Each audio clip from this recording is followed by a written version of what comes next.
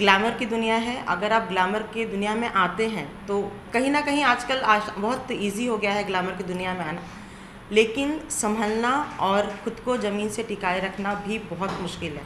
तो अगर आप आती हैं, आइए, बिल्कुल आइए, लेकिन परिवार को छोड़ के मत आइए, क्योंकि वो परिवार ही है जो कि आपको यहाँ पे कस के रखता है। जब ये ग्लैमर की चकाचौंध में आपकी आंखें बंद होती है ना, तो शायद वो परिवार ही है जो आपको संभालता है। तो आइए, बिल्कुल आइए, उस रोशनी का मज़ा उठाइए, लेकिन परिवार का हाथ थाम के आइएगा। नमस्कार, सिटी पोस्ट लाइव में आपका स्वागत है और मैं हूं आर्यन। भोजपुरी अभिनेत्री बीना पांडे, जिनका नाम आपने सुना ही होगा, आज हमारे साथ मौजूद हैं बीना जी। तो नमस्कार मैम, सिटी पोस्ट लाइव में आपका स्वागत है। नमस्कार, आप सभी को प्रणाम करना चाहूँगी और आपको स्पेशली थैंक यू यहाँ बुलाने के। जी मैम, हमारे दर्शक जो हैं या भोजपुरी के जो आपके समर्थक हैं, वो काफ़ी आपको पसंद करते हैं। सोशल मीडिया पे आप काफ़ी एक्टिव रहती हैं, हमेशा हर अपने पहलू को पोस्ट करते रहती हैं, लोग आपको काफ़ी पसंद भी करते हैं। तो इस बीच मैम काफ़ी कठिनाइयाँ भी आपको देखना पड़ता है, काफ़ी जो डिस्टर्बिंग एलिमेंट्स हैं सोशल मीडिया पे, वो कुछ अलग आपको नज़र से देखते हैं, कमेंट करते हैं, उस चीज़ को आप कैसे डील करती हैं मैम? ये हर एक महिला का भी सवाल है जो सोशल मीडिया पे ये सब चीज़ें एक्टिव रहती हैं। देखिए, जब किसी भी जगह में, जैसे आप अगर मेरी इंडस्ट्री ले या सोशल मीडिया ले या घर ले, हर जगह आपको नेगेटिव और पॉजिटिव लोग मिलते ही हैं। अगर मैं अपने घर की भी लूँ तो हो सकता है मेरे हस्बैंड पॉजिटिव, हो सकता है मेरे कोई दूसरे रिलेटिव नेगेटिव हो। सेम सोशल मीडिया में भी नेगेटिव है, पॉजिटिव है। ये डिपेंड मेरे ऊपर करता है कि मैं क्या देख के वहाँ पे हूँ और उसको कैसे डील कर रही हूँ।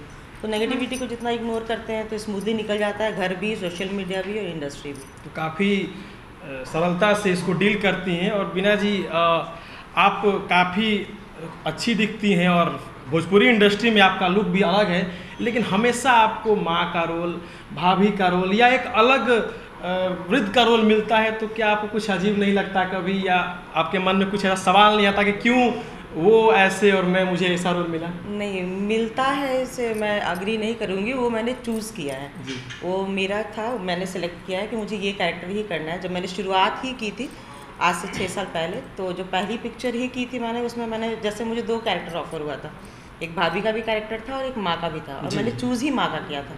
तो मुझे मिलता नहीं है, मैंने वो एज अ चॉइस उस चीज़ को अडॉप्ट किया है। जैसे कोई एक्टर है, बड़े बड़े एक्टर है, पवन सिंह या और भी हैं, उस समय जब आप उनके सामने एक माँ की जो किरदार निभाती हैं, उस समय आपको कुछ ऐसा मन में नहीं लगता कि मैं भी एक्ट्रेस, अभिनेत्री के रोल में उतरती? नहीं, अभिनेत्री तो मैं हूँ ही जी। आप जो कहना चाहते हैं हीरोइन, जी। तो हीरोइन वाला नहीं लगता, क्योंकि मुझे लगता है जो एज ए हीरोइन जो होती हैं वो लोग बहुत मेहनत करती हैं और उसके लिए एक्स्ट्रा एफर्ट देना पड़ता है। उस हिसाब से मुझे लगता है मैं उतना नहीं कर सकती हूँ, क्योंकि मैं सबको यही कहती हूँ, जो एज ए एक्ट्रेस होती है, जो लीड एक्ट्रेस होती हैं, वो जितना मेहनत करती हैं वो शायद मेरे मतलब कैपेसिटी से बाहर का है। इसलिए मैंने ये कैरेक्टर चूज़ किया जो कि मैं अभी कर रही हूँ माँ का। अच्छा बीना जी, आपकी अच्छी खासी पढ़ाई लिखाई हुई है, आपने MBA भी किया हुआ है, फिर ये जो रुख है ये फिल्मों की तरह भोजपुरी इंडस्ट्री में अचानक कहाँ से, जुनून कैसे? जुनून नहीं है, मैं खुद को जैसे बताती भी हूँ कि मैं एक एक्सीडेंटल एक्ट्रेस आप बोल सकते हैं। मैंने MBA किया, मैं कॉर्पोरेट में फील्ड में ही थी, फिर शादी हुई, फिर मेरी एक बिटिया भी है 11 साल की। तो वो जो 9 to 6 वाली जॉब प्रोफाइल, उसमें कहीं ना कहीं एक ब्रेक आ गया।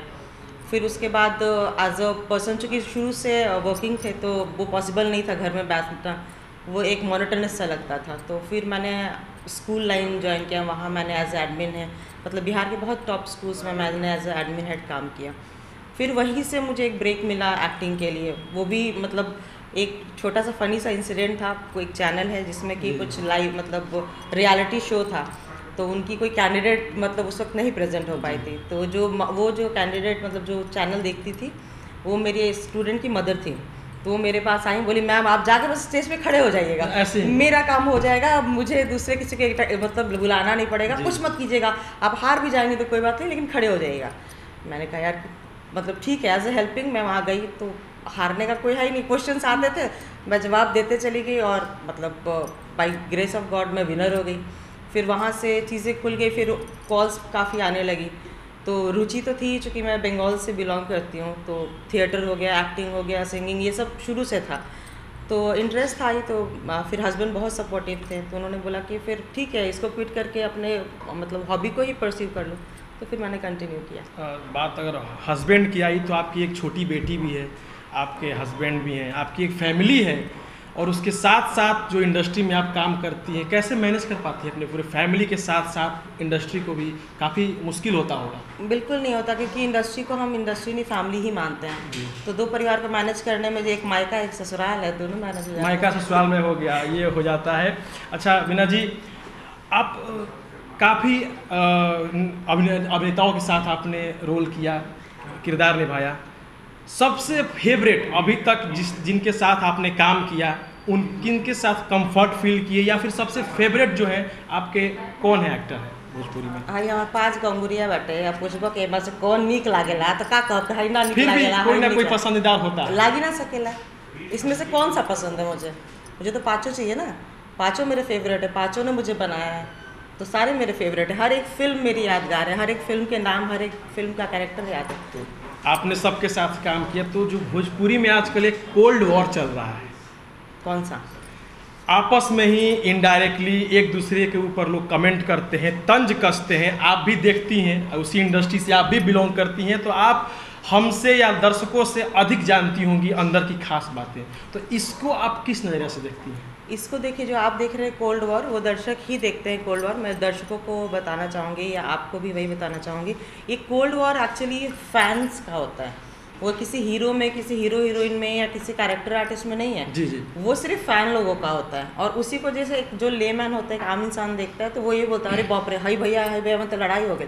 लेकिन किसी भैया में लड़ाई नहीं होती। वो भैया अगर बाहर मिलते हैं तो अभी वैसे ही गले मिलते हैं, वैसे ही पैर छूते हैं। जो लड़ाई होती है वो फ़ैन का होता है, और वो भी वो सोशल मीडिया पे ही होता है बस। जी मैम, लेकिन हमें देखते हैं, आप भी देखती हैं, जैसे पवन सिंह जी हो गए, खेसारी जी हो गए, वीडियो बना बना के एक दूसरे को नाम ना लेते हुए, मैं नहीं बोलूँगा, लेकिन तन जरूर कसते हैं। जो अंदरूनी जो बवाल चल रही है इंडस्ट्री में, क्या लगता है इस पर आप क्या कहना चाहिएगा? अच्छे से कहीं ना कहीं नहीं, देखिए तंज वाली चीज़ फिर उससे नहीं है। मैं फिर से उसको आपको एक पारिवारिक एग्जांपल ही दूंगी। मेरा 2 बेटा है, एक बेटा बहुत बोलता है, एक बेटा कम बोलता है। एक बेटा है कि जैसे आप शांति से बैठे तो उसको अच्छा नहीं लगेगा, वो छेड़ेगा पक्का कि अरे भाई कैसे बैठा है, मैं तो कुछ ना कुछ आपको तंग करेगा। और जब आप बोल देंगे, कुछ रिएक्ट कर देंगे, तो उसको वही मज़ा आता है। तो वो 2 तरह के 2 बेटे हैं, दोनों का नेचर डिफरेंट है। लेकिन ये नहीं है कि दोनों में प्यार नहीं है, बस नेचर डिफरेंट है। तो इसलिए कभी कोई कुछ एक हंसी में बोलता है, कोई कुछ उसका रिएक्शन देता है, बस एक नॉर्मल रिएक्शन होता है। वो दुश्मनी कुछ नहीं होती, वॉर कोई नहीं होता, चाहे वो कोल्ड हो चाहे वार्म हो। ठीक है मैम, अब आगे का आपका जो फ्यूचर प्लान है, क्या बड़े पर्दे पे बॉलीवुड में या कहीं और किसी और सेक्टर में कुछ ऐसा? नहीं, बड़ा तो सब करना चाहते हैं, वो चाहे बॉलीवुड हो। बॉलीवुड वाला का टारगेट हॉलीवुड होता है, तो सब आगे जाना चाहते हैं, बड़ा करना चाहते हैं। बट फिलहाल हमारी भोजपुरी इंडस्ट्री में हम लोग काफ़ी बड़ा और अच्छा करने की कोशिश कर रहे हैं। तो कोशिश करूँगी कि एक छोटा सा योगदान फिलहाल मैं अपनी भोजपुरी इंडस्ट्री को ही दूँ। और मैम आजकल भोजपुरी में आजकल ट्रेंडिंग बोल सकते हैं चल रहा है, सब कोई भोजपुरी सिनेमा में अपने आप को मशहूर करके या लोकप्रिय होके तुरंत रुख मोड़ता है राजनीति की तरफ, चाहे वो महिला हो या फिर जो कोई भी हो। तो आपको क्या लगता है, आपका भी कहीं रुख फ्यूचर में ऐसा हो सकता है? नहीं, वो लोग रुख नहीं मोड़ते हैं, राजनेता लोग। जी, पवन सिंह का भी बयान आया है कि उनको पॉलिटिकल पार्टी अट्रैक्ट करती है, क्योंकि कहीं ना कहीं उनकी जो फैन फॉलोइंग है, उनकी जो पॉपुलैरिटी है, उसका फायदा बेनिफिट मिलता है। तो पॉपुलर तो आप भी होने वाली है मैम बहुत जल्द, और है भी। अभी मैं वहाँ पहुँची ही नहीं हूँ। तो अभी जो आपने बोला कि वो लोग क्यों रुक करें, मैं उसका एग्जाम्पल मतलब बस अपना नज़रिया बता रही हूँ। शायद इसलिए करते क्योंकि एक अच्छा खासा उनके पास फैन फॉलोइंग है। तो पॉलिटिकल पार्टी को क्या चाहिए कि एक ऐसा इंसान मिले जो आज की युवा को इन्फ्लुएंस कर सकते, उनका जो पॉइंट ऑफ व्यू है उनको इंटरेक्ट करके बता सके। तो इससे अच्छा कौन हो सकता है? नेता और अभिनेता कहीं ना कहीं एक ही चीज़ ही है जी। ठीक है, वो स्क्रीन पे है, वो ऑफ स्क्रीन है। तो उनको बुलाया, और उससे अगर अच्छा हो सकता है, देश का ही अच्छा कर रहे हैं। हम लोग स्क्रीन पे आके कुछ मैसेज देते हैं, वो लोग ऑफ स्क्रीन कुछ मैसेज देते हैं। तो जो ऑन स्क्रीन मैसेज दे रहा है, अगर उसके ऑफ स्क्रीन जाके मैसेज देने से इन्फ्लुएंस होता है देश, तो क्यों नहीं, बिल्कुल आना चाहिए। आपने सुना वीना जी को, हर सवालों के जवाब सहजता के साथ। मैम मैं चाहूँगा कि आप उन गांव की या बिहार की जो पिछले वर्ग जो महिलाएं हैं, आज भी कहीं ना कहीं जातिवाद या फिर जो चीप माइंड बोल सकते हैं उसमें फंसी हुई हैं, जो अपना एक करियर बनाना चाहती हैं, इंडस्ट्री में आगे बढ़ना चाहती हैं, उन लोग को आप एक संदेश दीजिए, एक सुझाव दीजिए कि किस तरह से सारे जो वंचित चीज़ें हो गई हैं उनसे आगे बढ़कर अपने आप को आगे निखार सकें। देखिए अभी के लिए तो कोई भी चाहे एक्टिंग में आना चाहे तो उनके लिए बहुत इजी हो गया है शायद पहले की अपेक्षा, क्योंकि आजकल सबके पास स्मार्टफोन है और वो स्मार्टफोन अपने आप में एक थिएटर है। अगर आप उसको पॉजिटिवली लेते हैं तो आपको सब कुछ सिखाता है। जी। तो जो गांव देहात में भी देखिएगा कि अगर खेत में भी लेडी है तो उसके हाथ में स्मार्टफोन है, वो चलाती है, उनको यूट्यूब पता होता है। तो जिस लेडी को इतना पता है यानी उसने तो आधी जंग ऐसे ही जीत ली है। तो अगर खुद को निखारना चाहती हैं, एक से एक अच्छी मतलब वीडियोस आ रही हैं, अच्छे अच्छे हमारे जो मेंटोर्स हैं वो आजकल सोशल मीडिया पे अवेलेबल हैं, आप उनको फॉलो कीजिए, उनसे सीखिए। और अगर थोड़ा भी आपके अंदर स्पार्क है तो वो स्पार्क कहीं ना कहीं अच्छा खासा रोशनी फैलाए। जी बिल्कुल। और मैम मैं चाहूँगा अपने दर्शकों को, अपने प्रिय जो फॉलोअर्स हैं उनको एक अपना फेवरेट कोई डायलॉग, कोई शायरी, कुछ भी अपने दर्शकों को दीजिए ताकि वो भी इससे देखें और इसे पसंद करें और हमारे बीच जो आप बैठी हैं इनका आनंद लें। देखिए शायरी तो, क्योंकि मैं शायर हूँ नहीं तो मैं शायरी तो नहीं बोल सकती हूँ। हाँ, एक छोटा सा मैसेज ज़रूर देना चाहूँगी और सिर्फ स्पेशली मैं लेडीज़ के लिए ही देना चाहूँगी कि ये ग्लैमर की दुनिया है। अगर आप ग्लैमर की दुनिया में आते हैं तो कहीं ना कहीं आजकल बहुत इजी हो गया है ग्लैमर की दुनिया में आना, लेकिन संभलना और ख़ुद को ज़मीन से टिकाए रखना भी बहुत मुश्किल है। तो अगर आप आती हैं, आइए, बिल्कुल आइए, लेकिन परिवार को छोड़ के मत आइए, क्योंकि वो परिवार ही है जो कि आपको यहाँ पे कस के रखता है। जब ये ग्लैमर की चकाचौंध में आपकी आंखें बंद होती है ना, तो शायद वो परिवार ही है जो आपको संभालता है। तो आइए, बिल्कुल आइए, उस रोशनी का मज़ा उठाइए, लेकिन परिवार का हाथ थाम के आइएगा बस।